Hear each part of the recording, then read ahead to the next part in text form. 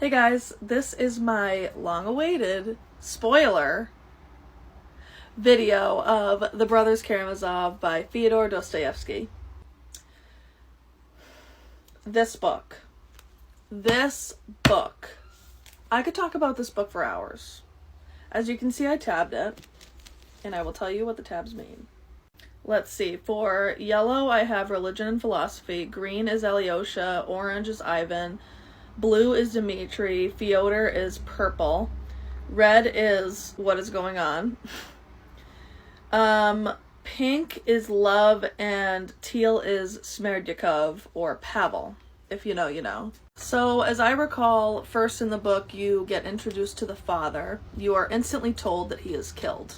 They're trying to figure out who did it, okay? Then you get into my favorite character, Alyosha. I love him so much. I just feel like he is so relatable, and he is just such a sweetheart. He is literally just sitting around while everybody is acting insane and being like, what is going on? All the brothers move out because the dad is kind of crazy, and Alyosha lives in a monastery.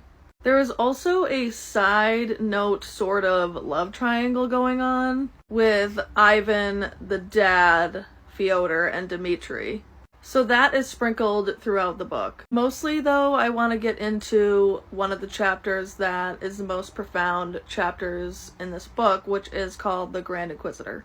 This is Ivan's poem inside the book, set during the Spanish Inquisition, where Ivan tells about the struggle of being human and the struggle he also sees in himself. This poem is about a Grand Inquisitor that sits down and has a conversation with Jesus. And he basically tells him that humans having free will are not really free. He brings up the idea that, if everything was perfect and we were totally controlled, life would be better. But it also poses the question, would we really be? Or would we be controlled? Let me know your thoughts on that in the comments below. Furthermore, then we get into Alyosha talking to his sort of mentor, the older monk that lives in the monastery. This is also one of my favorite chapters. I think it goes into a lot of kind of growing into your faith and growing into trying to be a better person, and just who Alyosha is and is trying to be as a whole.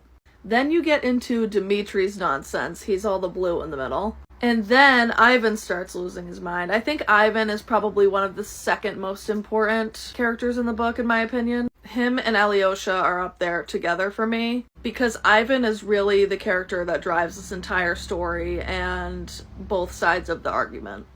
Ivan eventually starts hallucinating. He starts seeing this devil figure, and I guess sits down and has a conversation with him. So Ivan's hallucinating, he's talking to the devil, then the trial happens. Dmitri is innocent, but in the end is found guilty.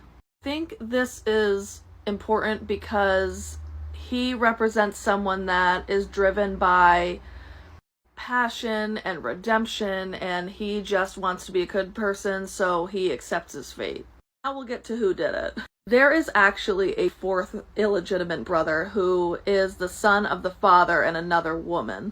One of the women in the town. He finds out who he is, he gets angry, he wants Fyodor's money, so he kills him.